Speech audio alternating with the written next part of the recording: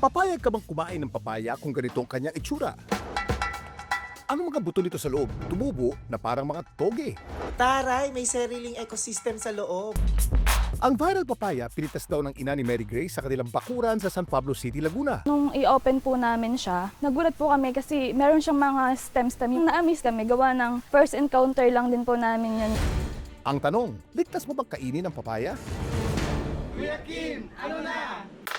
Hindi normal na tumubong buto ng isang prutas habang ito'y nasa loob pa ng bunga. Ang tawag sa fenomeno na ito, vivipary.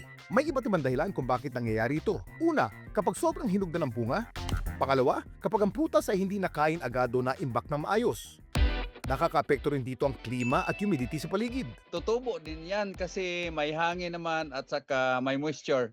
Panghuli, genetic factor. May ilang varieties kasi ng prutas na mas prone sa vivipary. Sa mga hybrid, kadalasan doon nangyayari yung ganyan nga mauna mag-mature ang seeds at saka huli yung pagkahinog ng pulp. Sa tanong naman kung ligtas pa rin ba itong kainin, ang sagot, oo.